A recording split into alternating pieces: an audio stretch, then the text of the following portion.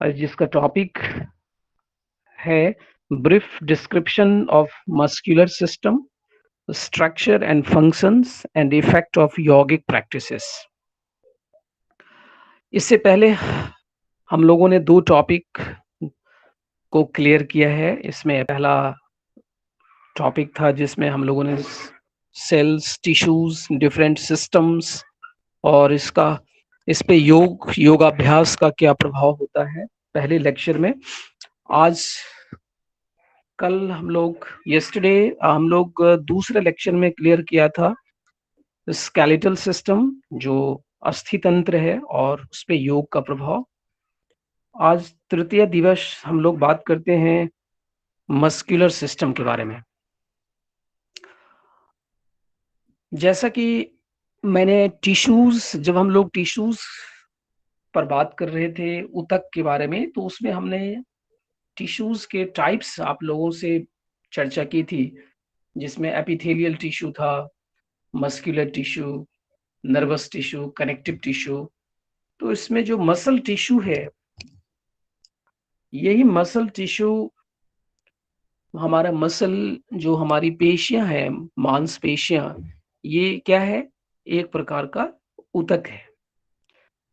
यदि आपको एक लाइन में मसल को, पेशी को परिभाषित करना है, तो हम क्या कहेंगे? मसल क्या है? Muscle is a type of tissue. Which tissue? So muscular tissue और मसल टिश्यू। सो पेशी क्या है? एक प्रकार का ऊतक है, और ये विशेष प्रकार के ऊतक है जिसका नाम पेशीय ऊतक है।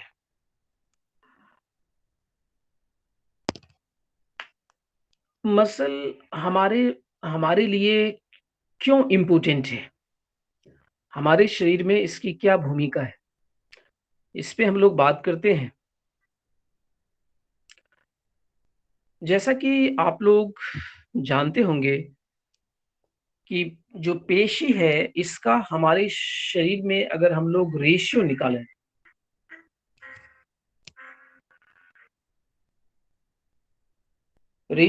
अगर हमारा जो बॉडी मास है, जो शरीर का जो मास है, मात्रा है, या उसको सामान्य भाषा में कहें कि हमारे शरीर का जो पूरा का पूरा वजन है, मास है, इसमें मसल का कंट्रीब्यूशन सबसे ज्यादा है। लगभग 42% जो बॉडी मास है, वो कौन कंट्रीब्यूट कर रहा है उसको? मसल्स।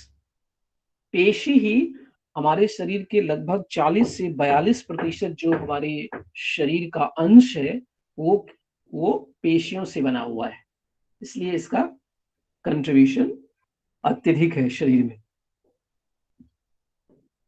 इसका पेशी टोटल वेट का, जैसा कि हमने बताया, अप्रोक्सीमेटली, नॉट एग्जैक्टली, अप्रोक्सीमेटली मतलब लगभग 42% जो टोटल बॉडी वेट है, ये मसल से बना हुआ है, पेशी से बना हुआ है। पेशी की क्या शेप, साइज या क्या विशेषता है, अगर इसको हम लोग देखें, तो जो हमारे शरीर की जो पेशियां हैं, ये सिलेंडर शेप में होती है। अक्सर सिलेंडर मीन्स एक तरह से फाइबर के शेप में होती है, जिसको फाइबर कहा जाता है। इसके जो कोशिकाएं होती है मसल के, इसको मसल फाइबर भी कहा जाता है। फाइबर इसलिए कहा जाता है क्योंकि इसकी जो लेंथ है, ये मच देन देयर विड्थ, इसकी जो लंबाई है, इसकी चौड़ाई से कई गुना ज्यादा होता है। और ये कैसा दिखता है? एक रेशे जैसी आकृति में। इसलिए इसका नाम वैज्ञानिकों ने फाइबर रखा है, मसल फाइबर, रेशे। ये जो फाइबर है, इसके लेंथ अलग अलग होते हैं। अलग अलग पेशियों में या एक ही पेशियों में इसके ये जो फाइबर्स हैं, इस फाइबर्स की जो लंबाई है, ये अलग अलग देखा जाता है। ये वैरी करता है, बदलता है।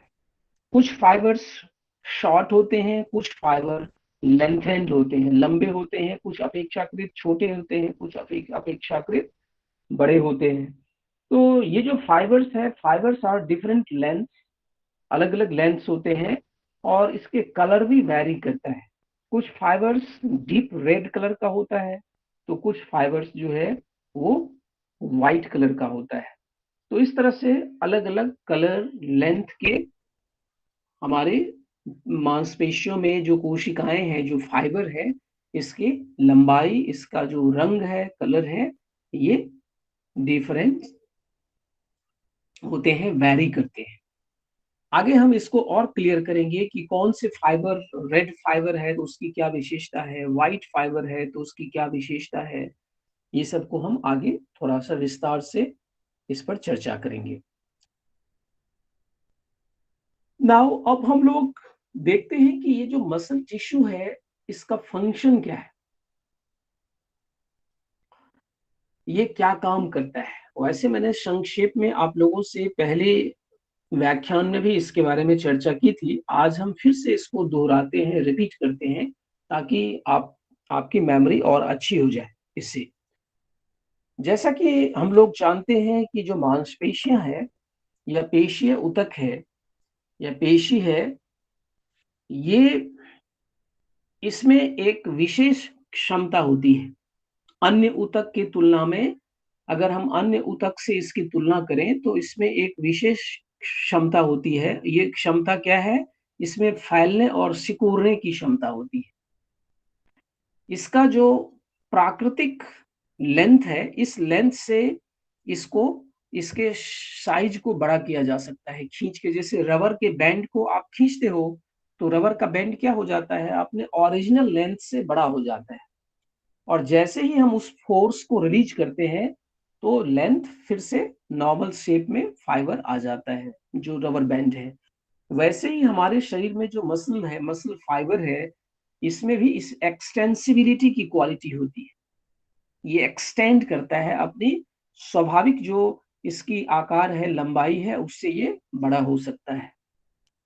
तो इसमें कॉन्ट्रैक्शन और एक्सटेंशन की क्षमता होती है, और ये रिलैक्स भी करता है। सस्टेन्ड कुछ ऐसे मसल्स होते हैं जिसमें कंटिन्यूअस कॉन्ट्रैक्शन चलता रहता है, जिसके वजह से हमारे आपके शरीर में, शरीर का जो नॉर्मल पोस्चर है वो मेंटेन्ड होता है। हम लोग ये सोचते हैं कि जब हम कोई काम, कोई भी गतिविधि करते हैं, कोई हलचल करते हैं शरीर में, तभी हमारे शरीर में जो है हमारी पेशियों में हलचल होती है, मूवमेंट होती है। अन्यथा जब हम सोए रहते हैं, बैठे रहते हैं, एक ही पोस्चर में हम खड़े होते हैं, स्टैंडिंग पोस्चर है या सीटिंग पोस्चर है या सुपाइन पोस्चर है या लाइन पोस्चर है, जब हम खड़े होते हैं एकदम बिल्कुल स्थिर होके, या बैठे होते हैं स्थिर होके, या लेटे होते हैं, तो हमारी पेशियां जो है वो काम नहीं कर रही होती है। लेकिन ये धारणा ठीक नहीं है। जब हम एक ही स्थिति में खड़े होते हैं तो भी हमारी पेशियां काम कर रही होती है। जब हम बैठे होते हैं एक ही स्थिति में, तब भी हमारी पेशियां काम कर रही होती है। जब हम सोए रहते हैं, लेटे होते हैं, उस समय भी हमारी पेशियां काम कर रही होती है। लेकिन वो जो उस समय का जो कॉन्ट्रैक्शन है मसल का, वो क्या है? लेस है, और सस्टेन्ड कॉन्ट्रैक्शन होता है। लगातार कॉन्ट्रैक्शन जो है वो बना रहता है, जिससे कि आपका पोस्चर मेंटेन रहे।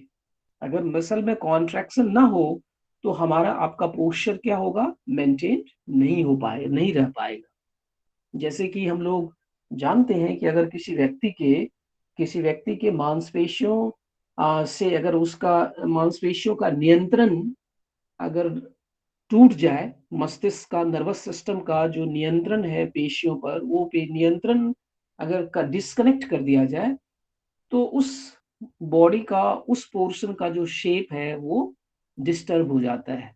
उसको क्या कहते हैं? पैरालिसिस हो गया है। मस्कुलर कोऑर्डिनेशन डिस्कनेक्ट हो गया, डिस्टर्ब हो गया, तो वो पैरालिसिस हो गया। लेकिन जनरली, सामान्य तौर पे हम लोग जब खड़े होते हैं, बैठे होते हैं, लेटे होते हैं, तो हमारी मांसपेशियां क्या है? वे ये एक तरह से सस्टेन्ड कॉन्ट्रैक्शन की स्थिति में होती है, नियमित रूप से वो संकुचित अवस्था में होती है, जिससे कि आपके फेस का जो पोस्चर है, जेस्चर है या बॉडी का जो पोस्चर्स है वो मेंटेन रहता है।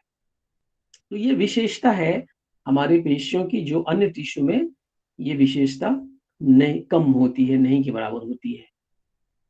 पेशियां क्या करती है, हमारी बॉडी में मूवमेंट प्रोड्यूस करती है, जो हलचल है, गति है, इसको पैदा करती है पेशियां। ये बॉडी पोजीशन को भी स्टेबलाइज करती है। पेशियों के कारण ही हमारे शरीर का जो पोजीशन है, चाहे वो सीटिंग पोजीशन है, स्टैंडिंग पोजीशन है या कोई भी पोजीशन है, ये पोजीशन को स्टेबलाइज करने में पेशियों का बहुत ही महत्वपूर्ण भूमिका है। ये पेशियां क्या कर, इसके अलावा और भी कुछ काम करती है। Stores and moves the substances within the body. ये कुछ चीजों को स्टोर भी करती है पेशियां। जो हमारी मसल है, ये एनर्जी को भी स्टोर करता है और इसके साथ साथ कुछ पदार्थ को हमारे शरीर में स्थानांतरण करने में ये सहयोग करता है। जैसे उदाहरण से हम लोग समझते हैं, आपके हमारे शरीर में रक्त का संचार हो रहा है, रक्त नलियों में रक्त का संचार नियमित चलते रहता है। जो आर्टरीज हैं, वेन्स हैं, इसमें ब्लड फ्लो होते रहता है। इस ब्लड फ्लो को कंटिन्यू करने में एक रोल हमारी मसल का भी होता है।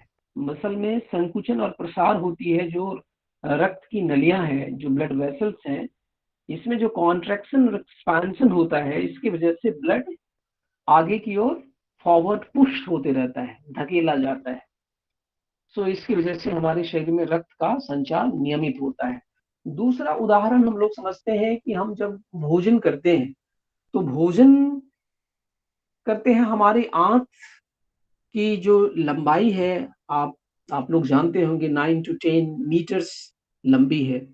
जो हमारे इंटेस्टाइन है या हमारे पूर्ण एलिमेंट्री ट्रैक्ट है, जीआईटी, इसमें जो भोजन मूव कर रहा है, आपने खाना खाया, फिर एसोफेगस से स्टोमक में, स्टोमक से स्मॉल इंटेस्टाइन में, स्मॉल इंटेस्टाइन से लार्ज इंटेस्टाइन में, ये मूव कर रहा है।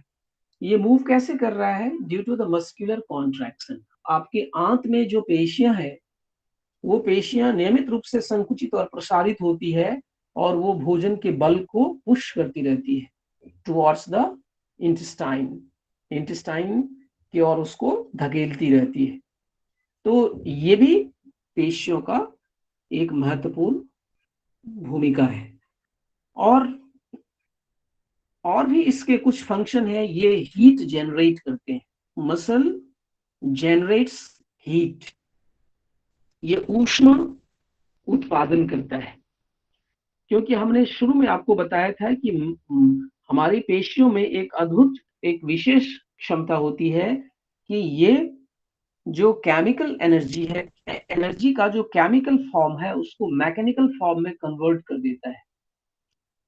तो mechanical form as a heat के रूप में हीट प्रोड्यूस होता है। जैसे जब हम कोई व्यायाम करते हैं, बहुत ही रिग्रेस एक्सरसाइज करते हैं, एरोबिक्स या एनारोबिक्स एक्सरसाइज करते हैं, या दौड़ते हैं, जंपिंग करते हैं, तो क्या होता है, हमारे शरीर से पसीना आने लगता है, स्वेटिंग होती है, गर्मी लगती है। तो ये क्या है, मसल में रिपीटेड कॉन्ट्रैक्शन एक्सपेंशन के कारण जो है मसल हीट प्रोड्यूस करता है और उस हीट को हम महसूस करते हैं। तो ये सब क्या है, इसके फंक्शन है। तो पहला फंक्शन हमने क्या बताया, muscle producing body movement. It produces the body movement. ये हमारे शरीर में मूवमेंट प्रोड्यूस करता है। दूसरा हमने बताया कि स्टेबलाइजिंग द बॉडी पोजीशन। हमारे शरीर की जो स्थिति है, शारीरिक स्थिति है, उसको यह स्टेबलाइज करती है। स्टेबलाइज करना मतलब उसको सपोर्ट करके उसको बनाए रखना उस पोजीशन। तो stabilising body position. Third function हमने बताया, storing and moving substances within the body. ये शरीर के अंदर कुछ पदार्थों को संचित भी रखती है और कुछ पदार्थों के स्थानांतरण में ये सहयोग करती है। जैसे रक्त के स्थानांतरण में या भोजन के स्थानांतरण में। और अंत में हमने बताया कि इट जनरेट्स हीट। या जनरेटिंग हीट, ये हीट जनरेट करती है। इस क्रिया को बायोलॉजी के टर्म्स में क्या कहते हैं? Thermogenesis. Thermo means heat, genesis means to produce. So जब जिस क्रिया के द्वारा हीट प्रोड्यूस होता है, that is called the thermogenesis. तो मसल क्या करता है? हमारे शरीर में थर्मोजेनेसिस का काम करता है। And so it produces heat and a process known as thermogenesis. इस प्रक्रिया को थर्मोजेनेसिस कहते हैं। सो इस ये थर्मोजेनेसिस के थ्रू क्या होता है? शरीर का जो तापमान है ये भी बना रहता है। एक नियत तापमान आपके शरीर में हमेशा बना रहता है। कांस्टेंट टेम्परेचर बॉडी का सस्टेन्ड रहता है due to the contraction of muscles and producing the heat. So the much of the heat generated by the muscle is used to maintain the normal body temperature. Body temperature को maintain करने में भी यह सहयोग करता है।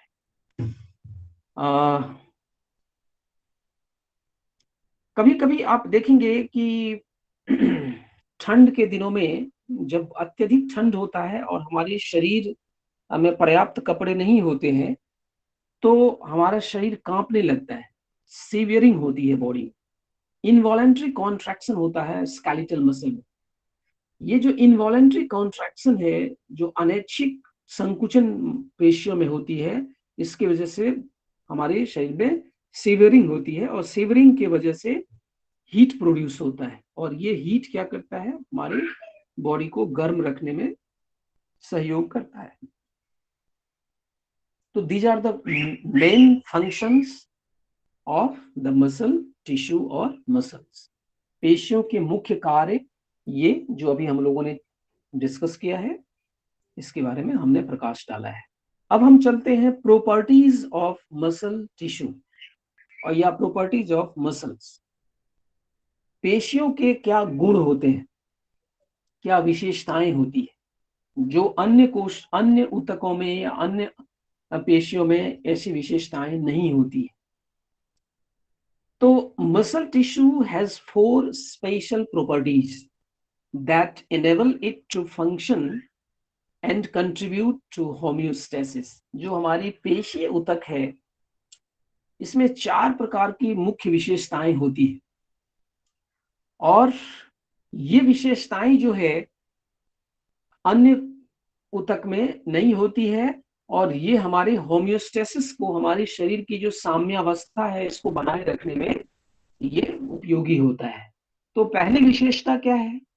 पहली विशेषता है कि पेशियों में इलेक्ट्रिकल एक्साइटेबिलिटी होती है। इलेक्ट्रिकल एक्साइटेबिलिटी का मतलब ये है कि जो पेशी है, पेशी हमारी मसल के जो फाइबर्स हैं, पेशी के जो तंतु हैं, इन तंतु में और नर्व सेल, जो हमारे मस्तिष्क नर्वस सिस्टम का जो इसके साथ कनेक्शन है, ये कनेक्शन, ये जब हमारे मस्तिष्क से कोई भी सिग्नल इलेक्ट्रिकल फॉर्म में, इंपल्स के फॉर्म में मसल को प्राप्त होता है, पेशियों के तंतुओं को प्राप्त होता है, तो पेशियों में हलचल शुरू हो जाती है। ये जो हलचल शुरू होती है, इसी को कहा जाता है एक्शन पोटेंशियल। एक्शन पोटेंशियल में आ जाता है। जैसे ही आप हमारा मस्तिष्क कोई भी संदेश विद्युतीय आवेग के रूप में प्रसारित करता है नर्व स्नायु के द्वारा, तो वो हमारे मांसपेशियों के जो तंतु है, उस तंतु को वो संदेश प्राप्त होता है और जैसे ही प्राप्त होता है, फ्रैक्शंस ऑफ सेकेंड्स में हमारे जो पेशियां हैं, तंतुएं हैं, पेशियों की जो तंतुएं हैं, ये हरकत में आ जाती है। इसी को क्या कहते हैं? Action potential. तो ये जो एक्शन पोटेंशियल है, ये पोटेंशियल एक जगह से दूसरे जगह तक प्रसारित होने लगता है और पूरे मसल्स में जो वो पूरा का पूरा बल्क है पेशी का, उसमें संकुचन होना शुरू हो जाता है और इस क्रिया को इलेक्ट्रिकल एक्साइटेबिलिटी कहा गया है, विद्युतीय आवेगशीलता। तो ये जो आवेगशीलता है ये मसल की खास विशेषता है। जैसे ही वो आवेग, जो मस्तिष्क का जो विद्युतीय आवेग है वो अरेस्ट होता है, क्योंकि वो हमेशा नहीं चलता, एक लिमिटेड इंटरवल पे, पीरियड पे वो आते रहता है आवेग, और पेशियों में संकुचन क्रिएट करता रहता है, उत्पन्न करते रहता है।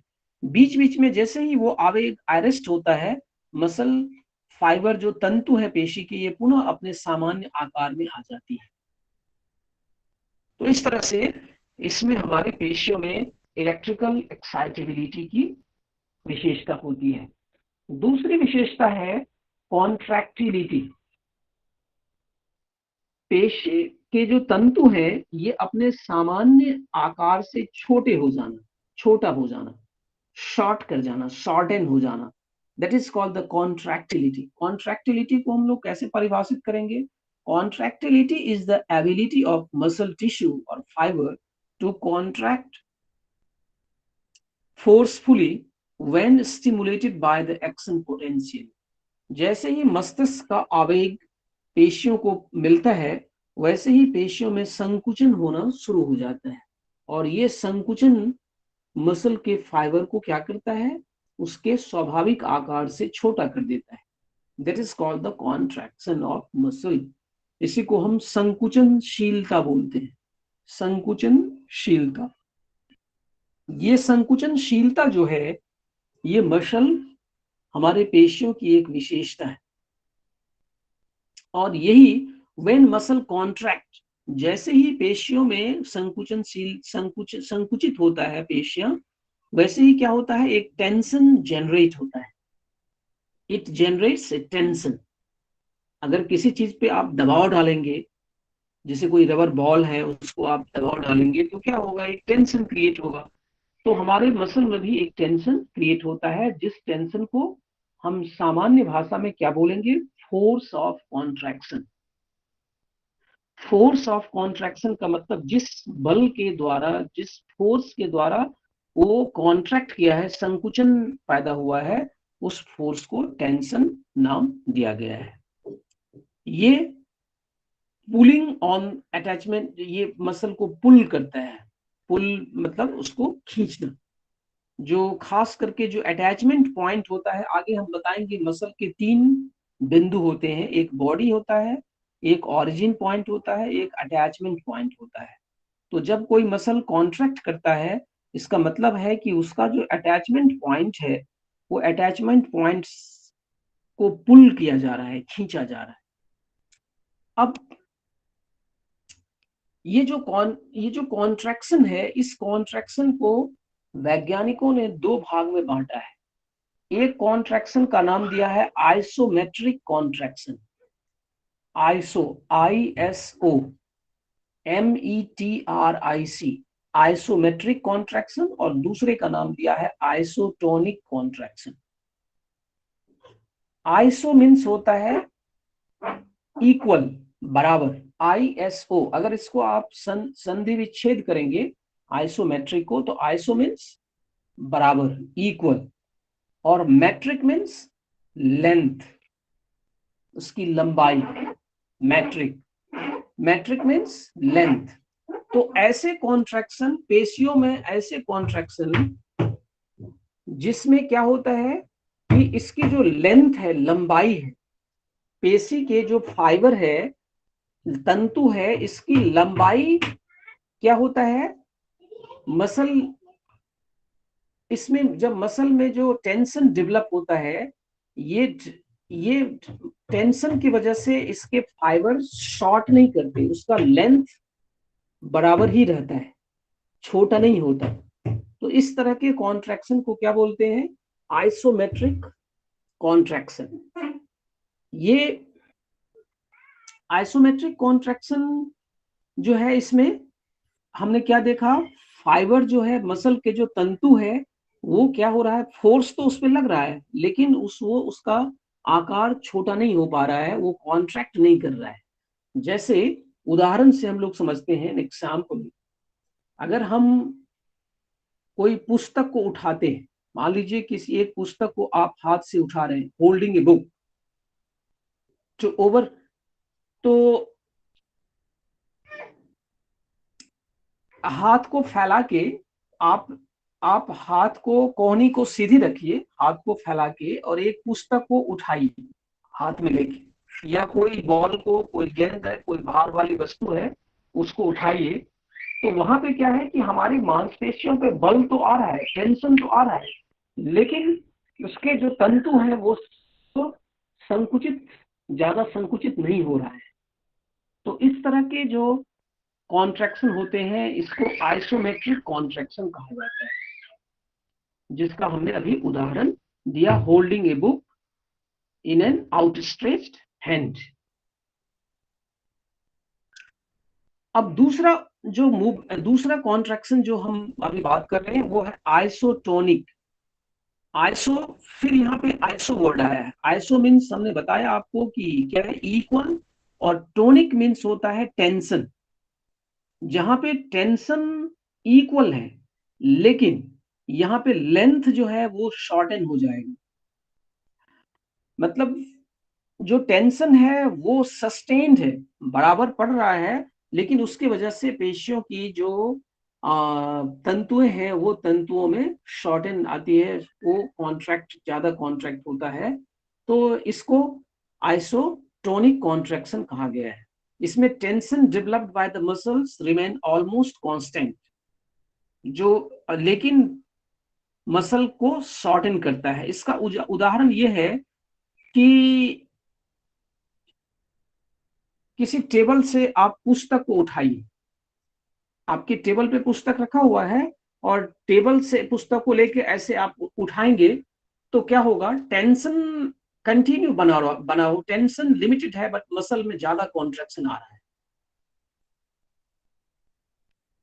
तो ये क्या है कि हमने आपकी जानकारी के लिए बताया, बाकी ये इतना डिटेल में हमें जाना नहीं है। हमने एक आपके for the purpose of information कि दो तरह के कॉन्ट्रैक्शन मसल में होते हैं, एक का नाम है आइसोमेट्रिक कॉन्ट्रैक्शन, दूसरा का नाम है आइसोटोनिक कॉन्ट्रैक्शन। तो ये दो विशेषताएं हमने जानकारी ली। अब तीसरी विशेषता है एक्सटेंसिबिलिटी। मसल में एक्सटेंशन भी संभव है, विस्तार भी संभव है। जैसे उसमें संकुचन होता है, वैसे ही उसमें विस्तार भी हो सकता है, एक्सटेंड कर सकता है। क्या है, the extensibility is the ability of muscle to stretch without being damaged. बिना डैमेज, मसल फाइबर को डैमेज किए हुए हम लोग क्या कर सकते हैं, पेशियों के फाइबर को, तंतुओं को खींच सकते हैं, स्ट्रेच कर सकते हैं।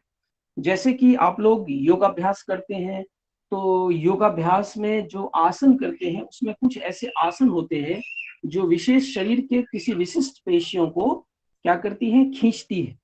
जैसे हनुमान आसन है, तो हनुमान आसन आप करते हैं तो उसमें आपके थाई मसल जो है, स्पेशली इसमें स्ट्रेचिंग होती है, खिंचाव पैदा होता है, एक्सटेंसिबिलिटी होती है। तो एक्सटेंसिबिलिटी क्या है, एक्सटेंसिबिलिटी जो है ये मसल फाइबर का विस्तार है बिना डैमेज के हुए। एक्सटेंसिबिलिटी क्या करता है, ये allows a muscle to contract forcefully even if it is already stretched. उसको छोड़िए, तो ये एक्सटेंसिबिलिटी के गुण भी हमारे पेशियों में होते हैं। एक्सटेंसिबिलिटी के उसके बाद लास्ट में है, फोर्थ जो कैरेक्टरिस्टिक्स है वो है इलास्टिसिटी। इलास्टिसिटी का मतलब है कि जिसमें संकुचन और प्रसार हो सके, जिसका विस्तार और जिसको हम छोटा और लंबा कर सकें, दैट इज कॉल्ड द संकुचन इलास्टिसिटी। इलास्टिसिटी क्या है, ability of muscle tissue to return to its original length and shape after contraction और एक्सटेंशन। अगर मसल फाइबर को हम छोटा कर देंगे, कॉन्ट्रैक्ट कर देंगे, और जैसे ही फोर्स रिलीज करेंगे, वैसे ही क्या होगा, वो पुनः अपनी प्राकृतिक लेंथ को प्राप्त कर लेगा। या किसी फाइबर को अगर आप ज्यादा खींच देंगे, किसी पेशी को ज्यादा आप खींच दीजिए, और जैसे ही फोर्स रिलीज करिए, फिर से वो अपने नॉर्मल शेप में आ जाता है। This quality is known as elasticity. तो ये क्या है, हमारे पेशियों में चार विशेष प्रकार के गुण हैं। पहला इलेक्ट्रिकल एक्साइटेबिलिटी, दूसरा हमने बताया कॉन्ट्रैक्टिलिटी, तीसरा बताया एक्सटेंसिबिलिटी और चौथा इलास्टिसिटी।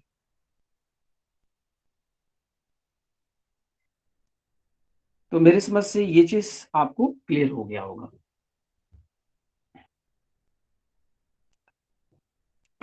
इसमें कहीं कोई अगर आपको कोई डाउट है तो आप पूछ लीजिए।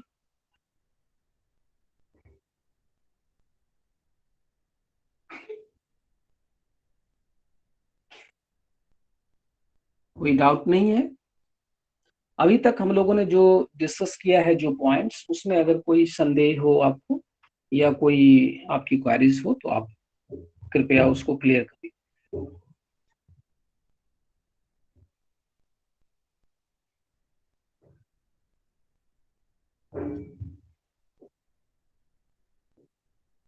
चलिए, आपकी ओर से कोई भी क्वेरीज नहीं आ रही है तो हम सर उसको कंटिन्यू करें। हाँ जी सर, एक 2 वर्ड आए थे, एक्शन पोटेंशियल। सर इसको थोड़ा समझा दीजिए। जी, ठीक है, ठीक। एक्शन पोटेंशियल क्या है? एक्शन पोटेंशियल, दो तरह के पोटेंशियल होते हैं, एक को बोलते हैं एक्शन पोटेंशियल, दूसरा है रेस्टिंग पोटेंशियल। एक्शन पोटेंशियल का मतलब है कि आपके पेशियों में जैसे ही कोई हलचल, चाहे वो खिंचाव हो या संकुचनशीलता हो, उसको पैदा करने के लिए, उसको क्रिएट करने के लिए, कॉन्ट्रैक्टिबिलिटी और एक्सटेंसिबिलिटी को क्रिएट करने के लिए हमारे, हम लोगों को मालूम है कि हमारे जो ब्रेन है, नर्वस सिस्टम है, यही हमारे अन्य सिस्टम को कंट्रोल करता है। तो हमारी पेशी भी, जितनी भी हमारे शरीर की पेशियां हैं, ये पेशियां भी हमारे मस्तिष्क के अधीन, नर्वस सिस्टम के अंडर ही वर्क करता है।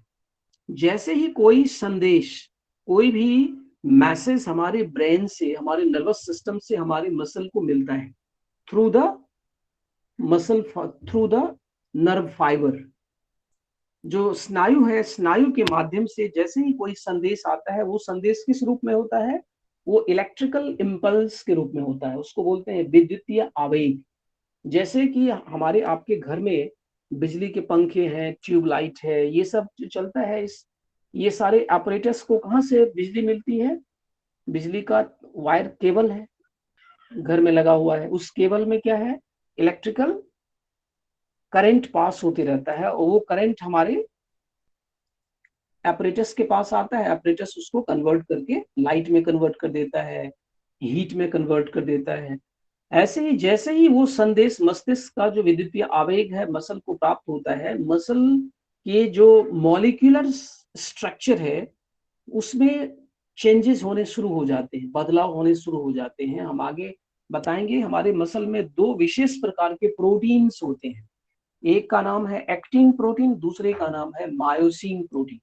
ये एक्टिन और मायोसिन प्रोटीन जो है, ये एक दूसरे पे ये स्लाइड करने शुरू हो जाते हैं, और इसके स्लाइडिंग की वजह से जो है मसल में संकुचनशीलता पैदा होती है।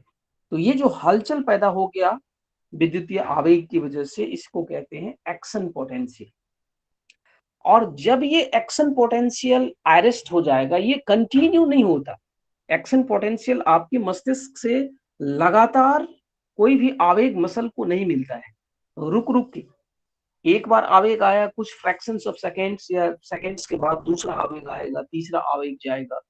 उस बीच में एक आवेग और दूसरे आवेग के बीच में जो टाइम है, जहां पे मस्तिष्क हमारा क्या है, उत्तेजनशीलता, उत्तेजना मसल में नहीं हो रही है क्योंकि आवेग नहीं मिल रहा है, वो वाला जो पीरियड है उसको क्या बोलेंगे? Resting potential. तो ये एक्शन पोटेंशियल और रेस्टिंग पोटेंशियल यही है। क्लियर हुआ? हाँ सर, समझ गए। ओके।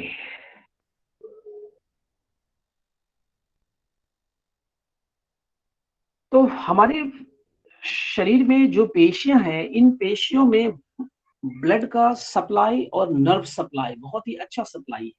मतलब खून का जो उसमें सप्लाई है, और जो मस्तिष्क, हमारे नर्वस सिस्टम की सप्लाई है, ये बहुत ही रीच सप्लाई है।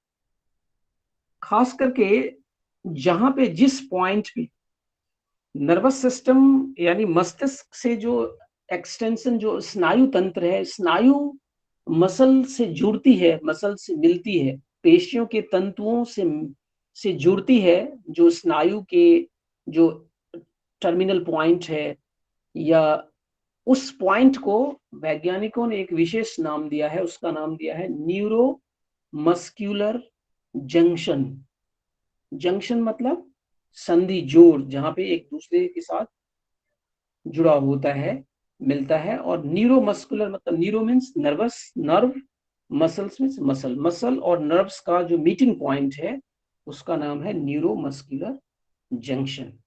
तो ये न्यूरो मस्कुलर जंक्शन जो है ये बहुत ही इंपॉर्टेंट होता है। यहीं से मसल को एक्साइटमेंट मिलती है, संदेश मिलती है, आदेश मिलता है उसको संकुचन प्रसारित होने के लिए।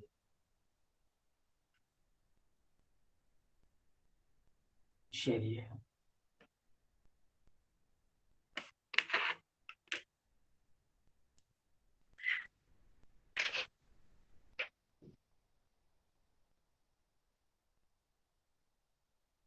अब हम लोग आते हैं कि जो हमारे शरीर में जो मसल है, पेशी है, उसको अध्ययन की सुविधा के लिए कितने पार्ट, कितने भाग में उसको डिवाइड कर सकते हैं। तो वैज्ञानिकों ने मसल टिश्यू को तीन भाग में, तीन क्लासेस में डिवाइड किया है। एक क्लास जो है उसके स्ट्रक्चर और फंक्शन के बेस पे, एक क्लास जो है उसका नाम, पहले टाइप्स का नाम, आप उसको क्लास नहीं टाइप्स बोलेंगे अच्छा रहेगा। तो इसके प्रकार, पहला प्रकार क्या है, इसका नाम दिया है स्केलेटल मसल, कंकाल पेशी। जो पेशी हमारे अस्थि से जुड़ी हुई है, यानी हमारे शरीर के हड्डियों से जुड़ी हुई है और हड्डियों के साथ मिल के काम कर रही है, उसमें जब संकुचन होता है तो हमारे हड्डियों में भी क्या होता है, मूवमेंट शुरू होता है। ऐसे पेशियों का नाम दिया है स्केलेटल मसल। और इसके अलावा भी कुछ मसल है, जैसे हमारे हृदय है, हार्ट है। हार्ट भी कुछ विशेष प्रकार की पेशियों से बनी हुई है, लेकिन ये हड्डी से नहीं जुड़ी हुई है, ये हार्ट बना रही है, हृदय को बना रही है। तो इस मसल का नाम दिया है कार्डियक मसल। और कुछ मसल ऐसे हैं जो हमारे शरीर में जो कोमल अंग है, या कुछ ऐसे अंग है, आंतरिक अंग है, उसको बनाती है, जैसे कि रक्त की नली है, ब्लड वेसल्स है, भोजन की नली है, सांस की नली है, पेशाब की नली है, या और भी फीमेल में यूट्रस है, यूट्राइन ट्यूब है, गर्भाशय है, गर्भाशय नलिका है। इसमें जो जो मसल है, उस मसल का नाम दिया है स्मूथ मसल, चिकनी पेशियां, हृदय पेशियां, कंकाल पेशी, हृदय पेशी और चिकनी पेशी। तो ये तीन प्रकार के पेशियों के बारे में वैज्ञानिकों ने पेशियों को विभाजित किया है। चलिए, अब हम लोग बारी बारी से बात करते हैं कि ये जो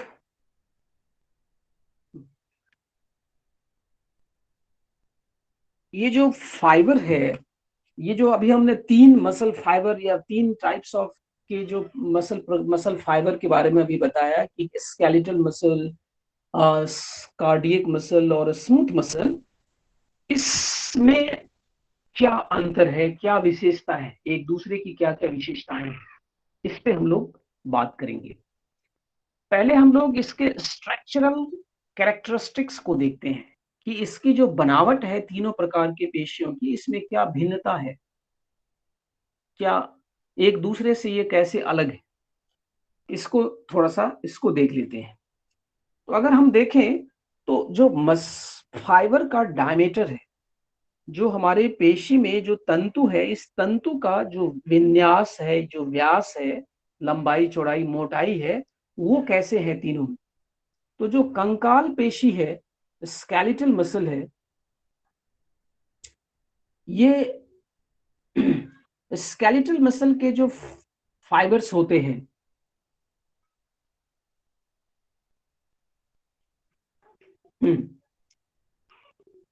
ये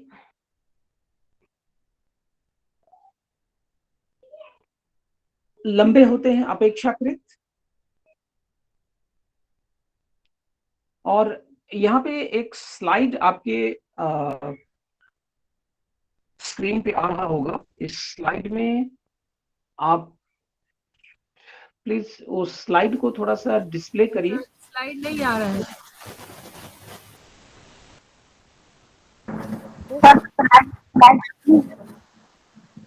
प्लीज स्लाइड नंबर 4 को डिस्प्ले करें, अगर आप मेरी आवाज सुन पा रहे होंगे तो। डॉक्टर साहब, सर स्लाइड शो नहीं हो रही है अभी। हाँ, मैं रिक्वेस्ट कर रहा हूँ उनसे, एक्चुअली मेरे कंट्रोल में नहीं है, मैंने उनको सेंड किया है। डॉक्टर साहब, अगर आप मेरी आवाज सुन पा रहे होंगे तो स्लाइड नंबर 4 को डिस्प्ले करें।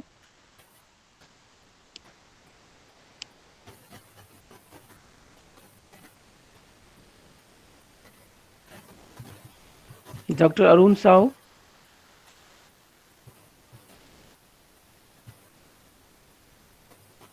कर रही हूँ सर। डॉक्टर साहब स्लाइड नंबर 4 को डिस्प्ले करिए।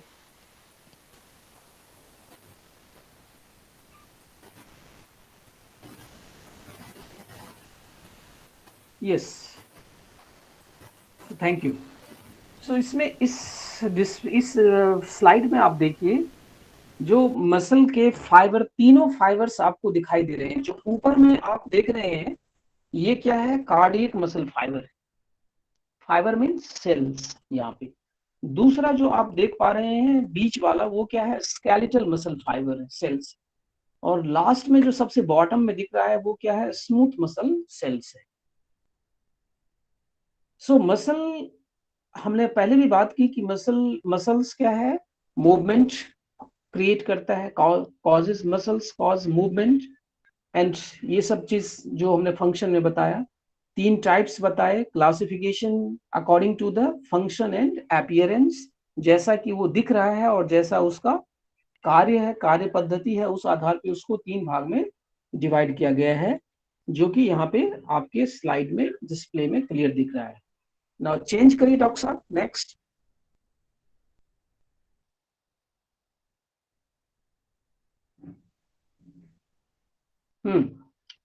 यहाँ देखिए स्केलेटल मसल्स जो होते हैं, स्केलेटल मसल फाइबर, ये इलास्टिक है। अभी हमने देखा इलास्टिसिटी के गुण सब में होते हैं, यहाँ भी, इसमें भी इसके गुण होते हैं, इलास्टिसिटी के गुण। प्रसार और संकुचनशीलता होती है। And work in pair one, ये पेयर में वर्क करते हैं। इसमें ये जो मसल होते हैं, ये पेयर्ड होते हैं। और पेयर्ड मीन्स है कि एक में अगर विस्तार हो रहा है, एक्सटेंशन हो रहा है, तो दूसरे इसके अपोजिट फाइबर जो होगा, उसमें क्या होगा? कॉन्ट्रैक्शन हो रहा होगा। जैसे अपोजिट ग्रुप ऑफ मसल्स में, जैसे उदाहरण के लिए आप समझिए कि आप अगर अपने हाथ को मोड़ते हैं कोहनी से, तो यहाँ पे आप देखोगे कि जो आपका बाइसेप्स है, बाइसेप्स मसल है, इसमें क्या हो रहा है? कॉन्ट्रैक्शन, इसमें संकुचनशील, ये संकुचित हो रहा है। और इसके अपोजिट जो मसल है ट्राइसेप्स, इसमें क्या हो रहा है? विस्तार हो रहा है, ये फैल रहा है, इसमें फैलाव हो रहा है। और इसमें संकुचनशील, ये संकुचित हो रहा है। तो स्केलेटल मसल की ये विशेषता होती है कि इसके अपोजिट मसल ग्रुप जो होते हैं, अगर अपोजिट मसल ग्रुप में क्या होगा? अगर उसको कॉन्ट्रैक्ट करेंगे तो अपोजिट मसल ग्रुप में एक्सटेंशन होगा। अब ये स्ट्राइटेड दिखते हैं। स्ट्राइटेड का मतलब होता है कि इसको अगर माइक्रोस्कोप पे देखा गया इस फाइबर को, तो ये धारीदार दिखते हैं, धारियां होती है इसमें, स्ट्राइएशन होता है। जैसे कि आप जेबरा के शरीर पे आप देखेंगे धारीदार होते हैं, अल्टरनेट क्या होते हैं, बेंड होते हैं, लाइट और डार्क बेंड होते हैं। ऐसे ही इस मसल में इस तरह के अपीयरेंस दिखते हैं, लाइट एंड डार्क बैंड होते हैं। इसको क्या बोलते हैं, स्ट्राइएशन, मतलब धारीदार दिखना। ये हॉरिजेंटली अरेंज्ड होते हैं, इसके फाइबर हॉरिजेंटल, क्षैतिज रूप से ये अरेंज्ड होते हैं, व्यवस्थित होते हैं। पेशियों के बल्क में इसके जो फाइबर होते हैं, सेल्स होते हैं, ये इस तरह से अरेंज्ड होते हैं। और ये stimulate and are stimulated to contract by electrical impulses। ये जैसे ही इलेक्ट्रिकल इम्पल्स आता है, मस्तिष्क से विद्युतीय आवेग आता है, इसमें संकुचनशीलता प्रारंभ हो जाती है, संकुचित होने लगता है। ये जो संकुचनशील इसमें दो तरह के फाइबर्स होते हैं, देखे जाते हैं। एक फाइबर का कलर सफेद होता है, जिसको व्हाइट फाइबर नाम दिया है। दूसरे तरह के जो फाइबर होते हैं वो रेड, मतलब लाल अपीयर्ड होते हैं। जो व्हाइट फाइबर है, इसको फास्ट फाइबर भी कहा गया है। ये फास्ट, इसमें जो संकुचनशीलता होती है वो बहुत तेजी से संकुचित करता है, फास्ट फाइबर। तो ये जो व्हाइट मसल फाइबर है, इसमें क्या होता है, ये तेजी से बहुत फास्टली संकुचित होता है, कॉन्ट्रैक्ट करता है, रैपिडली कॉन्ट्रैक्ट करता है। जैसे किसी चीज को आपको ग्रिप के साथ पकड़ना है, टाइट पकड़ना है, तो क्या है, तेजी से उसको पकड़ते हैं। इसमें व्हाइट फाइबर का बहुत बड़ा रोल होता है। तो जो व्हाइट मसल फाइबर्स होते हैं, ये इसमें तेजी के साथ क्या होता है, संकुचित होता है। लेकिन इसमें जो देखा गया है कि इस फाइबर में जो ब्लड सप्लाई है वो कम है अपेक्षाकृत रेड फाइबर की तुलना में। और ये बिना ऑक्सीजन के भी ऊर्जा प्राप्त करता है, यानी बिना ऑक्सीजन की अनुपस्थिति में भी ये काम कर सकता है, थोड़ी देर के लिए, हमेशा के लिए नहीं, थोड़ी देर के लिए। और ये जल्दी थक जाता है, so and tired quickly, easily. मतलब कोई भी अगर भीड़ का काम या ज्यादा वजन उठाने का काम, जो आप देखेंगे कोई वेट लिफ्टर है, तो वेट लिफ्टर जो होता है वो कंटिन्यू 4 घंटे तक वेट लिफ्ट नहीं कर सकता है। वो थोड़ी देर वेट लिफ्ट करेगा, थक जाता है, रेस्ट करता है। तो जब वेट लिफ्ट करता है तो क्या होता है, कोई भी भारी अगर आप काम करेंगे शरीर से, चाहे वो किसी चीज को खींचने का काम है, या किसी चीज को धकेलने का काम है, या किसी चीज को लिफ्ट करने का काम है, वहां पे आपके व्हाइट फाइबर क्या है, ज्यादा सहयोग करता है। और आप थोड़ी देर के बाद आप थकान महसूस करते हैं। जब आप कोई बहुत भार का, बहुत भीड़ का काम करते हैं, रिग्रेस वर्क करते हैं, तो आप थकान महसूस करते हैं। क्यों? क्योंकि ये फाइबर एनारोबिकली एनर्जी गेन करता है और उतनी आसानी से थक नहीं जाता है। लेकिन जो रेड फाइबर्स होते हैं, इसको स्लो फाइबर भी कहा जाता है। जैसे व्हाइट फाइबर को फास्ट फाइबर कहते हैं, वैसे ही रेड फाइबर जो है ये स्लो फाइबर, ये कॉन्ट्रैक्ट मोर स्लोली, धीरे धीरे इसमें संकुचनशीलता या संकुचित होता है ये फाइबर, जो रेड फाइबर होते हैं। इसमें ब्लड की सप्लाई बहुत अच्छी होती है व्हाइट फाइबर की कम तुलना में। और ये ऑक्सीजन के प्रेजेंस में ऑपरेट होते हैं, यानी ये एरोबिकली एनर्जी लेते हैं, और ये थकान इसमें जल्दी नहीं आती है, ये लंबे समय तक काम कर सकता है। सो ये जो फाइबर है, they are used in ongoing movement such as maintaining posture. जब आप, जैसे हमने बताया कि जब आप कोई आसन में देर तक बैठे रहते हैं या खड़े रहते हैं, तो उस समय आपके व्हाइट फाइबर की तुलना में रेड फाइबर ज्यादा वर्क कर रहा होता है, और उससे आपको थकान भी नहीं आती है। तो ये क्या है, स्केलेटल फाइबर है। अब हम आते हैं स्केलेटल मसल के बाद स्मूथ मसल पे, चिकनी पेशियां। जो चिकनी पेशियां हैं,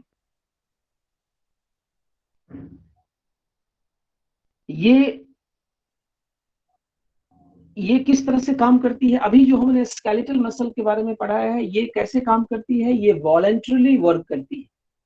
वॉलंटरी का मतलब हमारे कॉन्शियस कंट्रोल में है। आप इसको, हमारा ब्रेन जैसे ऑर्डर देगा वैसे ये वर्क करेगा। अगर इसको स्टिमुलस जा रहा है तो ये कॉन्ट्रैक्ट होगा, स्टिमुलस नहीं मिल रहा है तो ये रिलैक्स होगा। तो ये वॉलंटरली एक्शन करता है।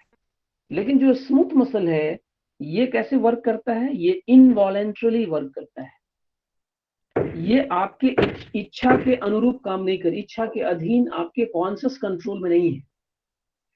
आप बोलेंगे कैसे नहीं है, तो जैसे एक एग्जाम्पल से हम लोग समझते हैं कि सपोज आपने भोजन किया, खाना खाया, और आप अपने आमाशय, अपनी भोजन की जो नली है, एसोफेगस है, स्टमक है, इंटेस्टाइन है, इसको आप कितना भी मैसेज करिए, कितना भी ऑर्डर दीजिए कि आपको फैलना नहीं है, सिकुड़ना नहीं है, तो ये आपके आदेश को फॉलो नहीं करेगा।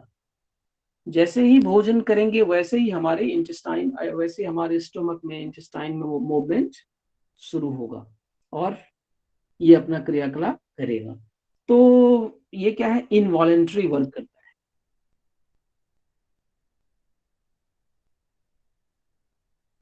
अब ये जो इनवॉलेंट्री मसल है इसको भी वैज्ञानिकों ने दो भाग में विभाजित किया है। एक का नाम दिया है विसरल स्मूथ मसल टिश्यू।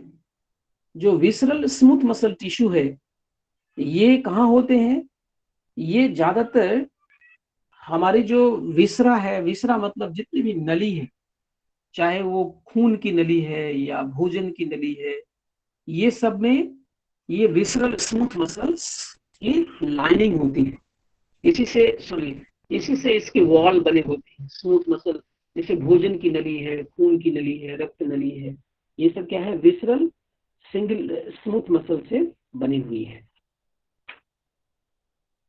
और दूसरा जो मसल है इसके टाइप्स, वो है multi unit smooth muscle tissue.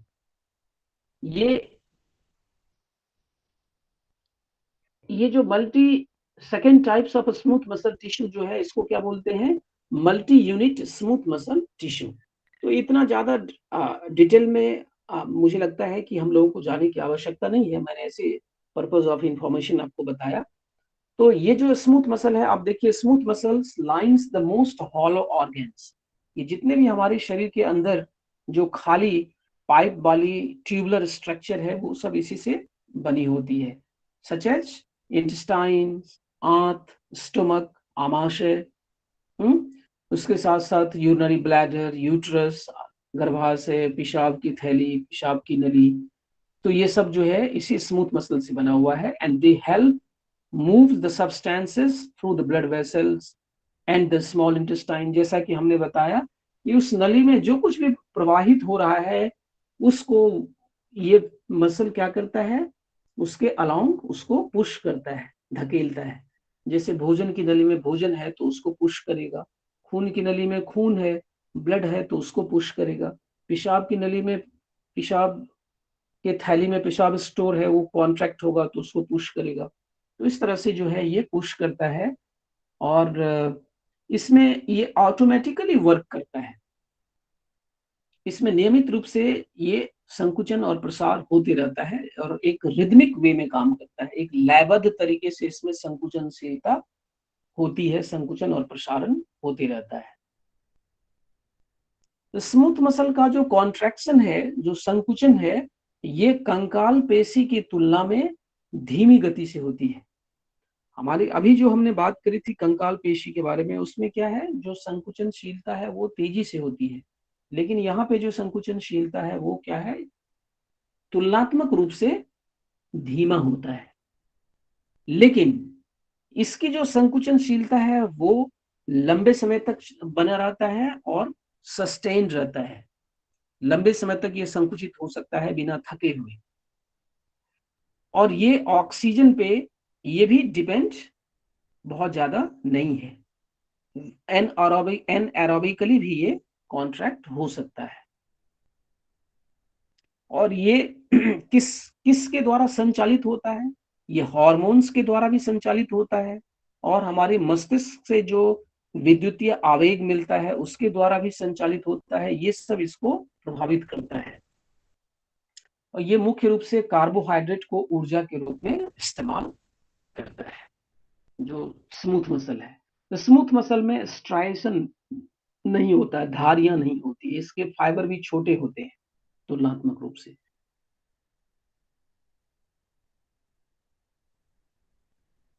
अब हम लोग आते हैं तीसरे टाइप में, कार्डियक मसल। कार्डियक मसल जो है ये हमारे शरीर में केवल हृदय जो अंग है, हृदय नामक अंग जो हार्ट है, ह्यूमन हार्ट, इस heart is made by the cardiac muscle. ये कार्डियक मसल से बना हुआ है। ये मसल खास करके हमारे हार्ट की जो मिडिल लेयर है, बीच वाला जो मोटी लेयर है हृदय के वॉल का, वो कार्डियक टिश्यू से, कार्डियक मसल से बना हुआ है, जिसको मायोकार्डियम कहा जाता है। मैसिव, ये मैसिव लेयर होता है। ये भी स्ट्राइटेड होता है, देखने में इसमें भी धारियां दिखाई देती है स्केलेटल मसल की जैसे, फाइबर जैसे। लेकिन ये जो धारियां, ये जो मसल फाइबर होते हैं, इसके मसल फाइबर वो कंकाल पेशी की तुलना में छोटे होते हैं, स्मॉलर होते हैं, और लंबाई में भी कम होते हैं, शॉर्टर होते हैं। ये कैसे काम करते हैं? ये भी स्टिमुलेट होते हैं, they are stimulated to contract by electrical impulses. ये भी विद्युत आवेग जैसे इसको मिलता है वैसे इसमें भी कॉन्ट्रैक्शन शुरू होता है।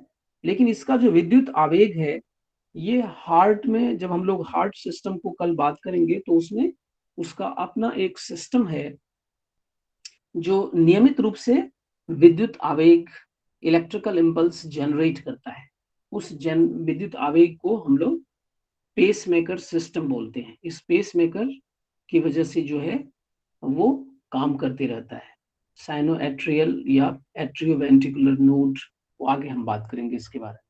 तो इस तरह से हमने आपको बताया कि 3 प्रकार के मसल टिश्यू होते हैं। एक स्केलेटल, दूसरा मैंने बताया स्मूथ, और तीसरा कार्डियक। कंकाल पेशी, चिकनी पेशी और हृदय पेशी।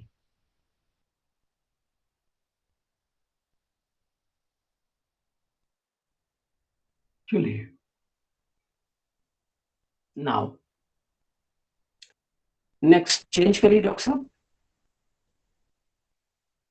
यस, अब इस स्लाइड में आप देखो, जो हमारे शरीर में मसल के बल्क है, मांस के जो टुकड़े हैं मांसपेशी के, इसकी पार्ट कौन कौन होते हैं, इसके क्या कौन कौन से पार्ट, जैसे बॉडी के पार्ट्स हैं वैसे मसल के भी पार्ट होते हैं।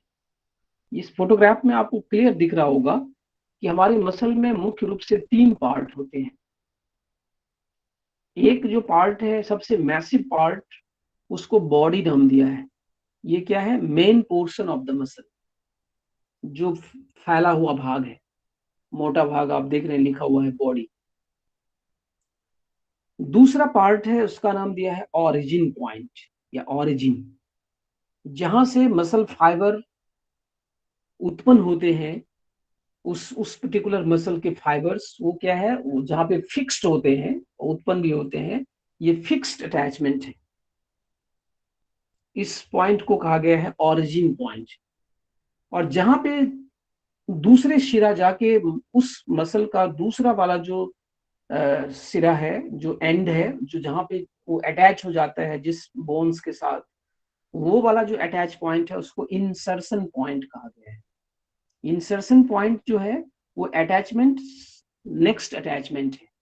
मसल फाइबर है तो एक ऑरिजिन है, दूसरा उसका मेन बॉडी है, और नेक्स्ट जहां पे जाके वो जुड़ गया है जिस बोन से या जहां से, वो इसका इंसर्शन पॉइंट है। और इंसर्शन पॉइंट से ही वो मूव करता है। जब मसल में संकुचित होती है तो जहां पे जाके वो अटैच हुआ है उसी वाले पोर्शन को क्या करता है, वो पुल करता है, खींचता है। जैसे कोई पेशी है वो आपके बाजू की हड्डी से जुड़ी हुई है, इंसर्ट हुआ है, तो जब उसमें संकुचन होगा तो क्या होगा, बाजू की हड्डी को वो क्या करेगा, आपके जो फो आर्म है, फो आर्म के बोन्स को क्या करेगा, पुल करेगा, खींचेगा। तो इंसर्शन पॉइंट्स को वो खींचता है, मूव करता है।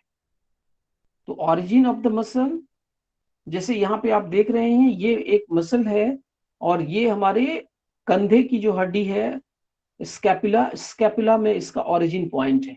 ये ऑरिजिन पॉइंट, ऑरिजिन क्या है, स्कैपुला से अटैच है। और इसका जो टेंडन है, जो व्हाइट फाइबर आप देख रहे हैं, मसल का जो ओरिजिनल मसल है ये रेड कलर का दिख रहा है, और जो व्हाइट फाइबर आपको दिख रहा है ये क्या है, टेंडन। ये कनेक्टिव टिश्यू है जो मसल और बोन को जोड़ता है, कनेक्ट करता है, पेशी को अस्थि से जोड़ने का काम करता है। इसको क्या बोलते हैं, इस विशेष प्रकार के जो फाइबर है, तंतु है, इसका नाम है टेंडन। तो टेंडन से अटैच है, और टेंडन प्रोवाइड्स द इंसर्शन। और नेक्स्ट यहाँ पे आके ये अल्ना में जो है रेडियस और अल्ना में आके जुड़ गया है। यहाँ पे ये बोन आप देख रहे हैं, टेंडन के थ्रू ये रेडियस और अल्ना वाले बोन में आके इंसर्ट हो गया है, इंसर्शन पॉइंट है। इस तरह से इस मसल के 3 पार्ट हो गए, ऑरिजिन, बॉडी और इंसर्शन पॉइंट। यहाँ पे बहुत ही चेंज करी डॉक्टर साहब, नेक्स्ट।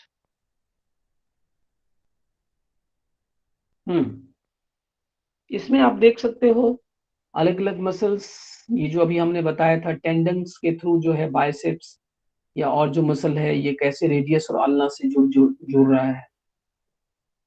तो टेंडन हमने बता दिया, क्लियर किया। टेंडन क्या है, एक फाइबर्स है जो अटैचमेंट का काम करता है, कनेक्टिंग का काम करता है मसल और बोन के बीच में। इसके लेंथ अलग अलग होते हैं, छोटे बड़े लेंथ हो सकते हैं। Now next please.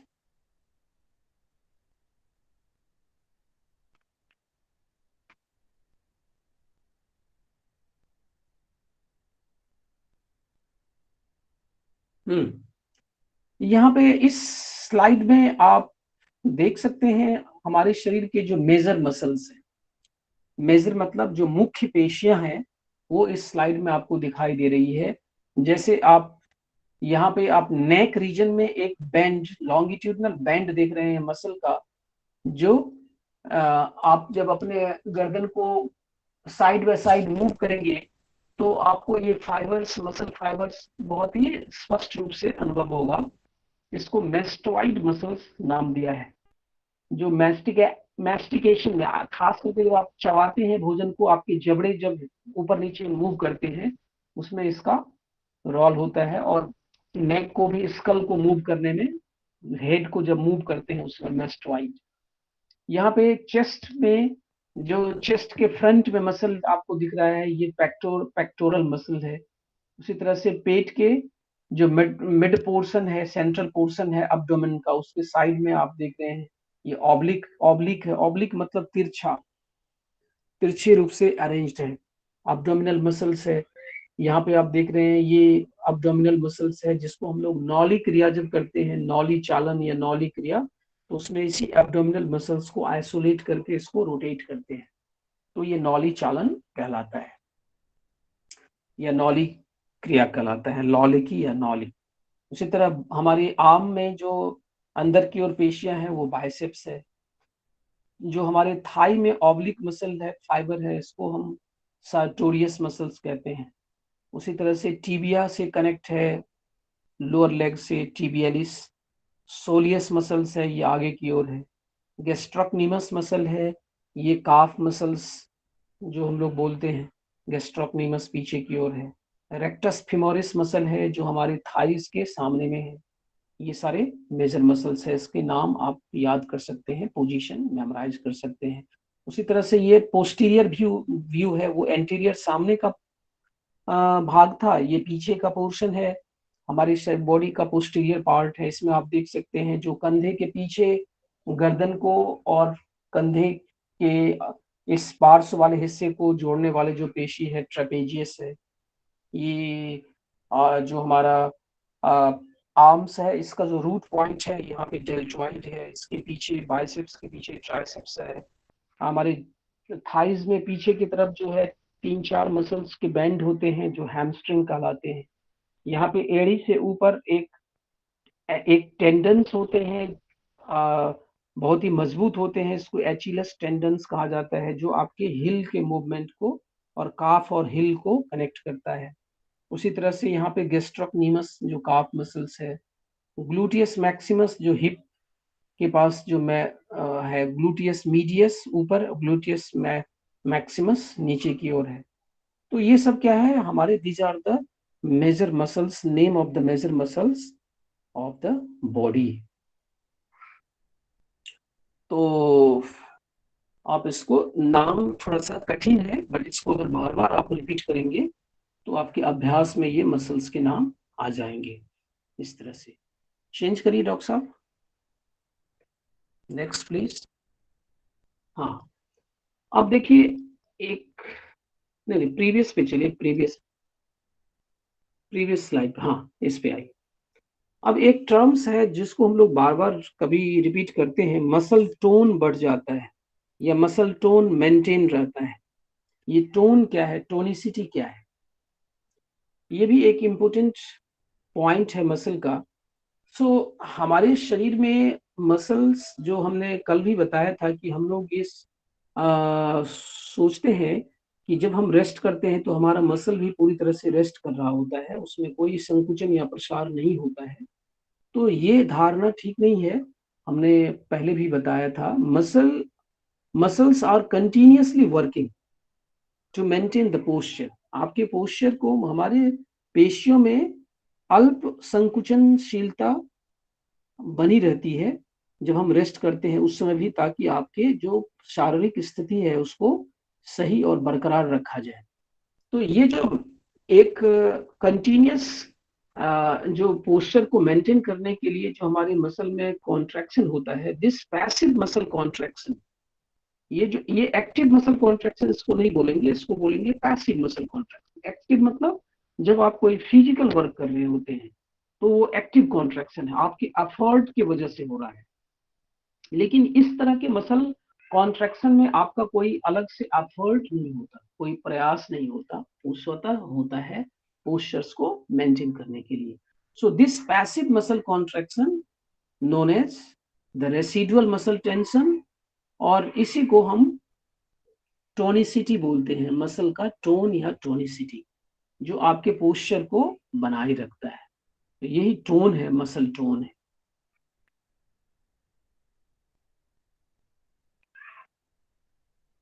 तो मसल टोन क्या है, muscle tone A minimal muscle contraction which is necessary for maintaining the normal body posture. So normal body posture को मेंटेन करने के लिए जरूरी है। आप लोग सुन पा रहे हैं मेरी बात? Yes sir. हाँ जी। जी। सो क्लियर हो गया मसल टोन। नाउ अब हम लोग बात करते हैं कि एजिंग का प्रभाव क्या होता है मसल टिश्यू पे या हमारी पेशियों पे, हमारे उम्र का क्या प्रभाव पड़ता है। जब कोई व्यक्ति वृद्ध हो जाए या 50-60 या उससे ऊपर के एल्डर पीपल जो हमारे बुजुर्ग है, उसके बाद तो ऐसा देखा गया है कि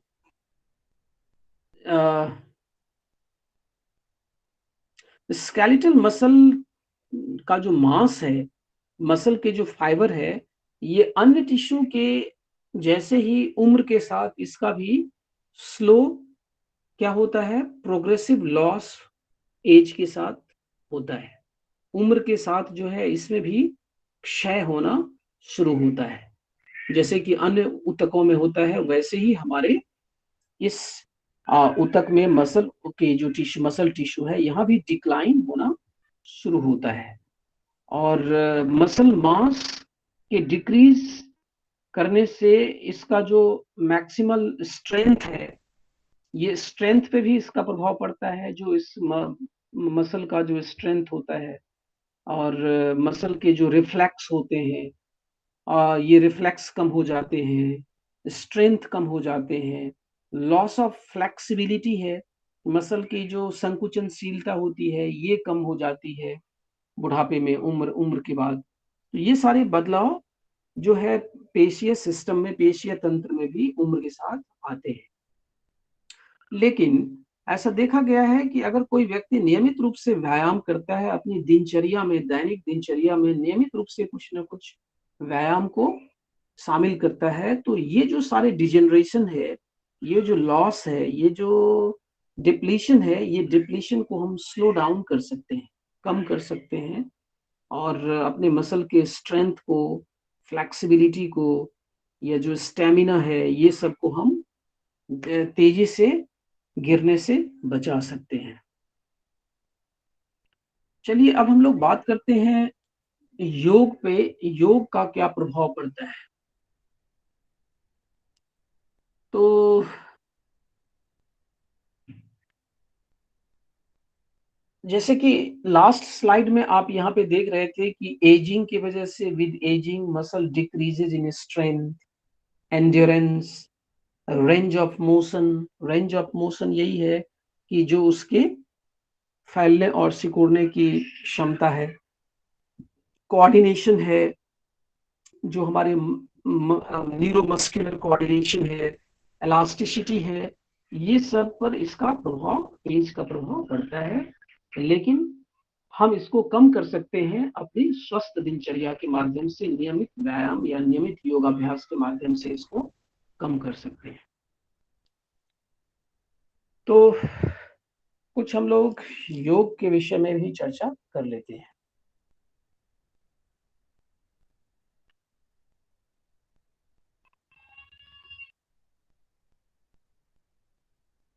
जब हम योग में विशेष रूप से जो आसन है,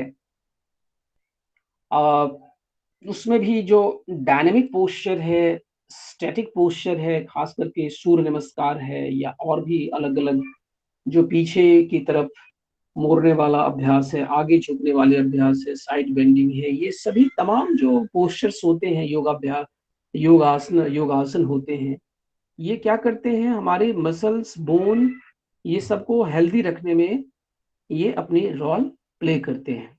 और जो एज रिलेटेड, उम्र से संबंधित जो कठिनाइयां आती है, वीकनेसेस आते हैं, इसको भी ये कम करता है।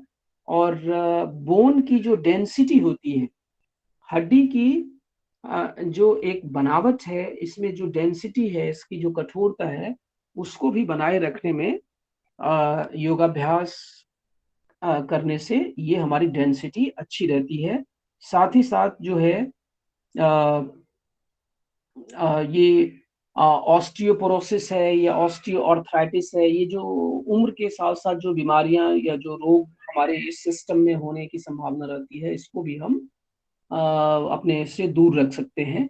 इसके साथ साथ हमारे मसल में स्थिरता है, उसकी मजबूती है, स्टेडीनेस है, स्ट्रेंथ है, स्टेमिना है, फ्लेक्सिबिलिटी है, एंड्योरेंस है, ये सब नाम टर्म्स है जो अलग अलग मसल्स में इस तरह के मसल की ताकत है, मसल में फैलने सिकुड़ने की क्षमता है, एरोबिक पावर है, न्यूरोमस्कुलर कोऑर्डिनेशन है, ये सब अच्छी रहती है, बनी रहती है। तो योगाभ्यास करने से खास करके जो पेशी संस्थान है, उस पे यही सारे फायदे होते हैं, जो फायदे हमने अभी आपको बताए। क्या क्या फायदे बताए कि मसल प्रैक्टिशनर में स्टेडीनेस, स्थिरता आती है, लंबे समय तक आप स्थिर होकर बैठ सकते हैं।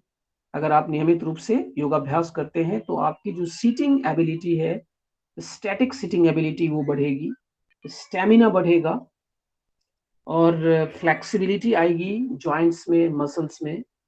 एंड्योरेंस मतलब कार्य करने की जो अंतराल है वो बढ़ेगा। एनएरोबिक पावर, कम ऑक्सीजन में भी आप बेहतर से बेहतर परफॉर्म कर सकते हैं, ऑक्सीजन की मात्रा की कमी हो तो भी। और जो आपके मस्तिष्क, नर्वस सिस्टम और जो पेशीय तंत्र है, इसके बीच में जो संवाद है, जो कोऑर्डिनेशन, सामंजस्य है, वो भी आपका बेहतर बना रहता है। तो ये कुछ फायदे हैं, बहुत सारे इस तरह के फायदे होते हैं। यही लाभ है हमारे योग करने से, हमारे मसल पे इस तरह के फायदे होते हैं। मसल प्रॉब्लम जैसे मसल एट्रॉफी है, डिस्ट्रॉफी है, या और भी इस तरह के मसल से रिलेटेड कोई प्रॉब्लम है, इसको भी हम आप अपने आप से दूर रख सकते हैं योगाभ्यास के माध्यम से, अगर हम योगाभ्यास नियमित रूप से करें। जैसे अलग-अलग तरह के योगाभ्यास है, ताड़ासन है, पवन मुक्तासन है, या अलग-अलग आप लोग जानते होंगे, त्रिकोणासन है, वृक्षासन है, भुजंगासन है। ये सब क्या करता है, हमारे पोस्चर को इम्प्रूव भी करता है। पोस्चर्स अगर कोई फॉल्टी पोस्चर है, रॉन्ग पोस्चर है, तो उस पोस्चर को भी इम्प्रूव करता है और पोस्चरल डिफेक्ट्स को भी से भी बचाता है। और प्रॉपर प्रैक्टिस करने से जो है आपकी जो मस्कुलर सिस्टम के साथ साथ जो इम्यून सिस्टम है या इम्यूनिटी है, वो सब भी अच्छी रहती है, बनी रहती है। तो ये विशेषकर ये फायदा है। तो आज हम लोग पेशी तंत्र के बारे में डिटेल में हम लोगों ने चर्चा की।